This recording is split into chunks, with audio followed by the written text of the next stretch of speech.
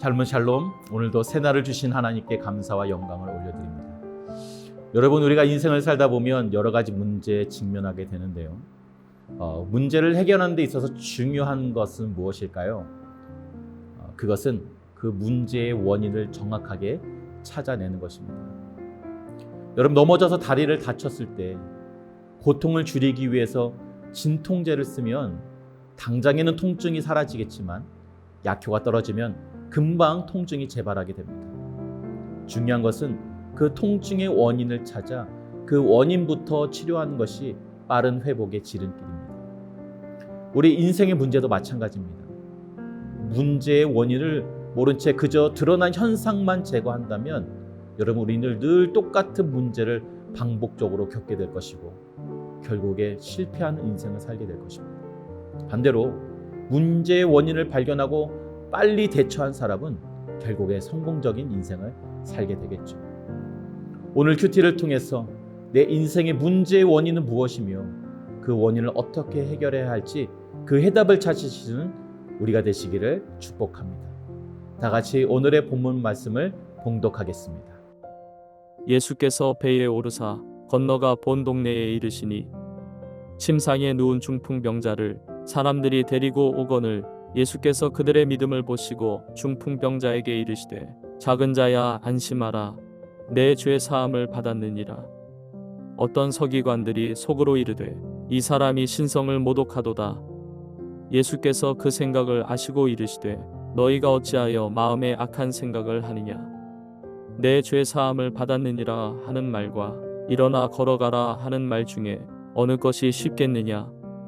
그러나 인자가 세상에서 죄를 사하는 권능이 있는 줄을 너희로 알게 하려 하노라 하시고 중풍병자에게 말씀하시되 일어나 내 침상을 가지고 집으로 가라 하시니 그가 일어나 집으로 돌아가거늘 무리가 보고 두려워하며 이런 권능을 사람에게 주신 하나님께 영광을 돌리니라.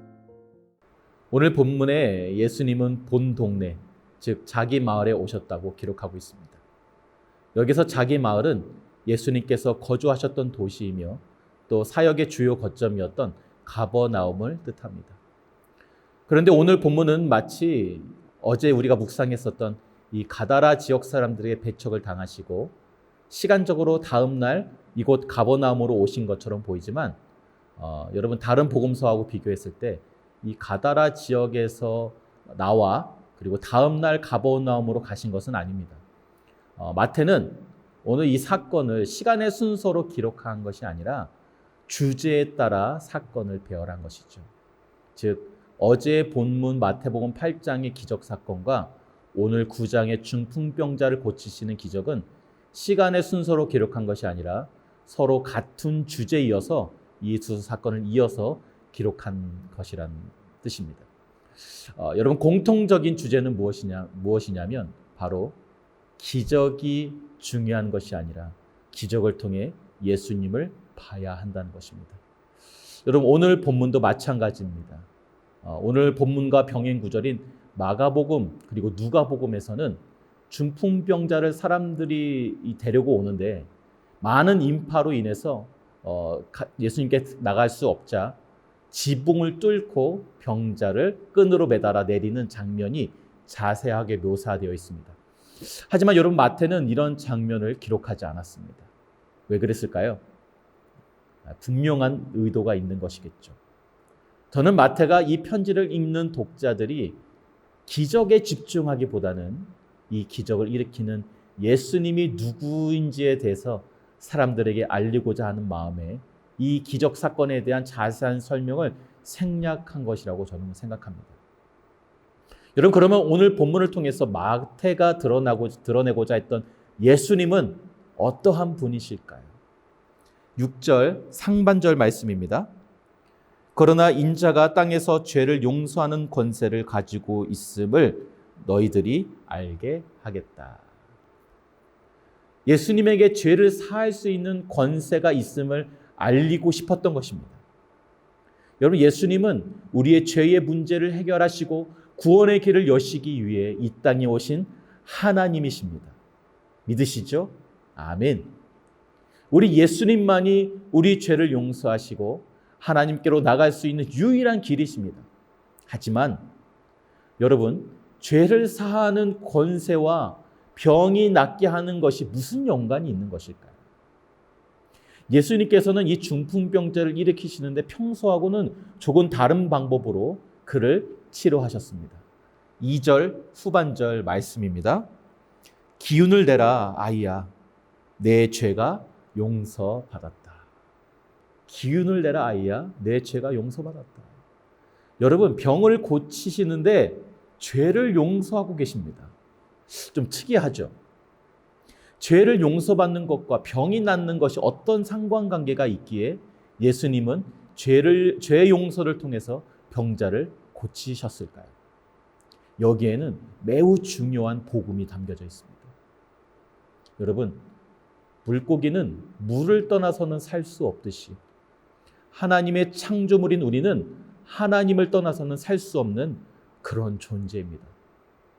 그런데 그런 인간에게 문제가 생기기 시작했는데요.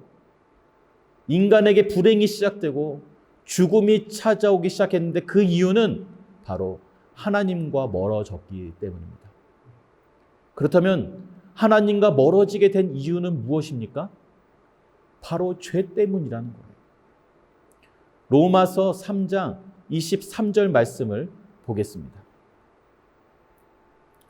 모든 사람이 죄를 범하였습니다. 그래서 사람은 하나님의 영광에 못 미치는 처지에 놓여 있습니다. 여러분, 우리가 범죄함으로 인해 하나님과 멀어지기 시작했고 하나님과 멀어진 인생에 문제가 발생하기 시작했습니다. 영육간의 죽음을 경험하기 시작했고 이어서 병에 걸리기 시작한 것입니다. 그렇다면 오늘 본문의 이 아이가 중풍에 걸린 원인은 무엇이라고 유추할 수 있겠습니까? 그것은 바로 인간의 죄 때문이라는 것입니다. 따라서 오늘 본문의 중풍병이 완치될 수 있는 근본적인 방법은 다른 것이 아니라 이 질병의 원인이 되었던 하나님과의 관계를 단절시켰던 죄 용서함을 받는 것이 그 병의 치유의 유일한 해결책이었던 것입니다. 그래서 예수님은 죄 사함을 통해 이 아이를 고치신 것이죠. 요한 3서 2절 말씀을 읽어드리겠습니다. 사랑하는 자여, 내 영혼이 잘된 것 같이 내가 범사에 잘되고 강건하기를 내가 간구하노라. 예수 그리스도의 보혈의 능력으로 우리가 죄 용서함을 받으면 단절되었던 하나님과의 관계가 회복될 것입니다. 하나님과의 관계가 회복되면 어떻게 되겠습니까? 우리의 영혼이 회복되고 잘 되는 것입니다. 그러면 여러분, 내 영혼이 잘 되면 어떻게 되는 거예요? 요한 3서 2절의 말씀처럼 내 영혼이 잘 되면 모든 일이 잘 되고 모든 일이 다 잘 되면 자연스럽게 우리의 육신도 건강해지게 되는 놀라운 영적 원리, 복음의 신비가 바로 오늘 이 본문에 담겨져 있는 것입니다. 여러분, 중풍병자는 이 원리에 의해 죄 용서함을 받자 하나님과의 관계가 회복되었고 결국 영혼의 문제가 해결되자 그의 병까지도 치유되는 놀라운 기적을 경험한 것입니다. 사랑하는 성도 여러분, 이 놀라운 원리는 지금 이 시간 이 말씀을 받는 우리에게도 동일하게 적용될 것입니다. 평생토록 나를 괴롭히고 늘 반복되었던 모든 문제를 여러분 주님 앞으로 가져가십시오. 죄사함의 권세를 가지고 계신 예수님께로 가지고 나가는 것입니다. 그러나 그것이 쉽지만은 않습니다. 방해꾼이 있고 장애물이 있을 것입니다. 여러분, 그렇다고 포기하면 나는 영원히 이 문제들에서 벗어날 수가 없습니다.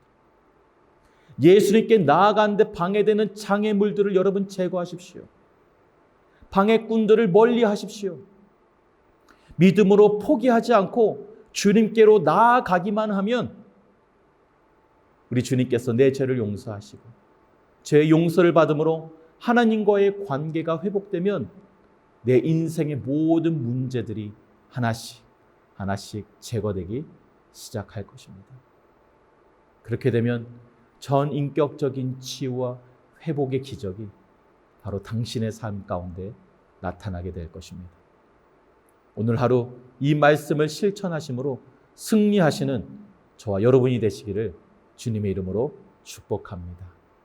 기도하겠습니다.